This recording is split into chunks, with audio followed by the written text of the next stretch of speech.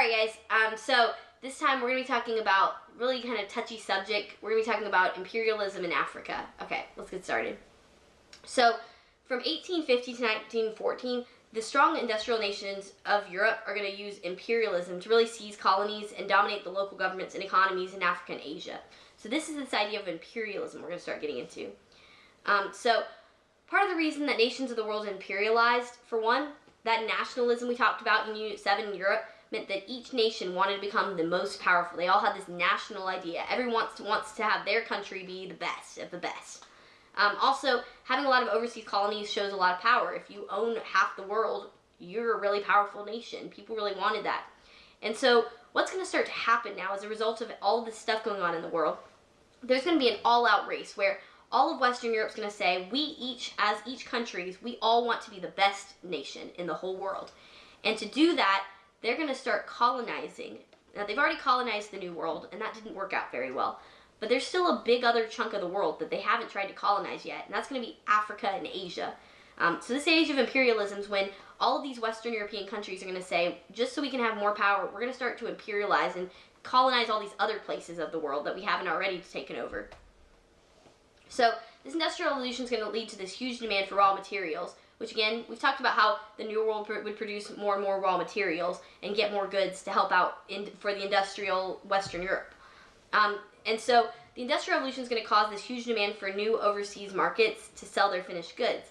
And by doing that, since they've already had the New World where they've used a lot of their raw materials, they've kind of used up all the resources, so they decided, let's jump ship. Now we're going to go over to Africa and Asia to help fuel our Industrial Revolution.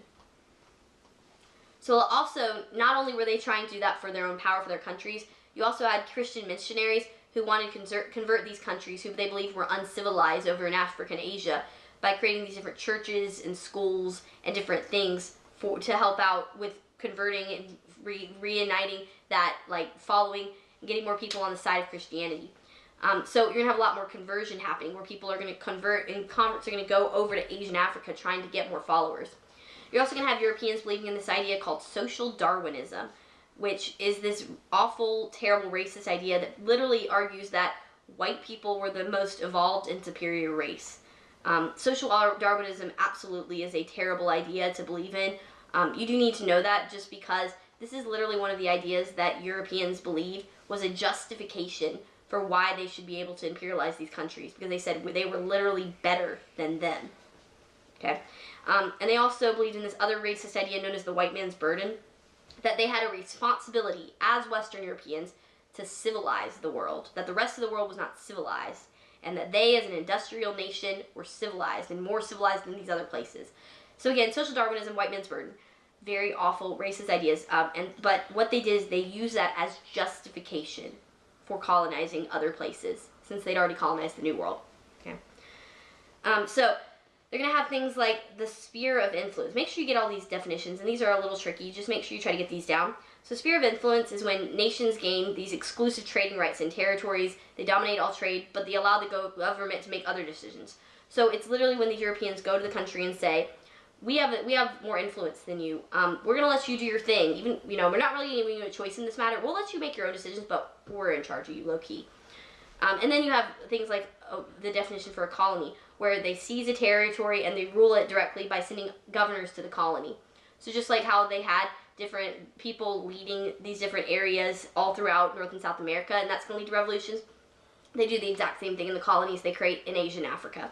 They also have things like the protectorate, which means a local government exists, but the Europeans are making all real decisions to protect their trade. So again, it's one of those where they're saying, we'll give you some of your own choices, but like you don't really have a choice because we're Europeans and we know better, so we're going to conquer you. Again, really, not great time period of history. So from 1880 to 1914, the European nations used imperialism to literally dominate the entire continent of Africa. And this shows right here just where all of the different countries were. France is going to take over a lot of Western Africa. Belgium and Britain is going to take over a lot of Eastern and Southern Africa. And then other different European countries are going to take all over other parts of it. But literally, they're continuing to take away from the identity and the culture of Africa by taking away different parts of these areas. So a lot of the modern day countries of Africa today, which a lot of them are filled with a lot of corruption, a lot of problems, it's because they were part of this European imperialism, where they'd give them a hands-off approach, where they'd say, we're letting you do your thing and rule, but we're not really letting you rule. We're actually in charge of you. It's a really awful time period in history. So this industrial revolution, again, it leads to this imperialism in Africa, and the rival Europeans is really going to change Africa. So before the Europeans, Africa was divided into these different tribal clans throughout the continent. And during the Age of Exploration, as we know, the Europeans explored Africa and brought slaves to the colonies. And then they also had these different powerful Islamic kingdoms. A lot of those are going to end up getting destroyed by this start of the slave trade. In the 1870s, the discovery of a missionary named David Livingstone increased European interest in Africa, because when he went, he brought back all these reports of these large deposits of national resources, and the rise of nationalism in Europe set off this race for Africa, because they believed, oh, there's all this stuff that we can take from Africa, and we need stuff to fuel our industrial revolution. So again, that racist idea of social Darwinism, the invention of the steamboat, and industrial weapons are going to really encourage the conquest of Africa. So the first Europeans to explore the interior of Africa were these different missionaries, and they just said, we're going over for good reasons. We're going to convert people, right? That's great. But it just kept getting worse. More and more people came over, and this race for the African colonies was so fierce that Europeans became really afraid that wars were going to start breaking out. So in 1884, these 14 nations met at the Congress of Berlin to set the rules for colonizing in Africa. So literally, it's all these people from Europe meeting and saying, here's how we're going to break up Africa. And one thing I will point out, none of these African nations were actually invited to attend. There wasn't really any concern given to that ethnic divisions in Africa, and a lot of that's due to that really racist social Darwinism, where they literally said that we are white and therefore we have the right to take them over for that reason alone. I mean, it's some of like the most racist ideas that you'll ever hear. And at no point was any of the African nations given any input. It was just done for them. Okay, so by 1914, Europeans controlled 90% of Africa. France took most of Western Africa. Again, Belgium's going to claim the Congo and Central Africa. Germany's going to have a lot of different colonies all throughout Africa. And these nations are going to use these African colonies just to gain resources, literally for their own gain, like diamonds, tin, gold, rubber, and built cash crop plantations. So again, part of the reason that Africa, it was never able to catch up, and it still has all this corruption, is really due to this racist imperialism that's going on at the time. So the most dominant imperial power in Africa, of course, was Great Britain. So the British industries really fueled the demand for raw materials because they were the most industrialized nation. So they claimed colonies both in Egypt and in East Africa. By 1882, they'd seized control of the Suez Canal from a French company. By a certain point, they seized control of South Africa from the Dutch. And many citizens in England dreamed of a British colony that would go from Cape Town to Cairo, as it was said. So all the way from North to South Africa. So there was a lot of people in England who really believed, like, oh, England just needs to take over all of Africa so we can get all their stuff. I mean, it's just, there's no really easy way to put this stuff. I can't really try to break it down and make it seem like there was a good side to this, because, to be quite honest, there isn't. This is an awful thing, an awful, awful racist thing that was happening throughout world history, and there's just no good way around it. This is a terrible time in history. So one of the most important empire builders in Africa was this British businessman, Cecil Rhodes. So his De Beers Company created this diamond mine in South Africa, and he gained a lot of new colonies for Britain and Southern Africa.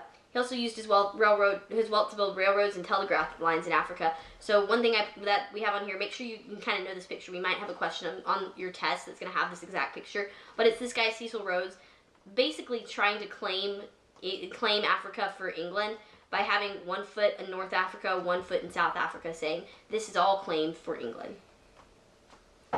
So some of the impact of European imperialism in Africa.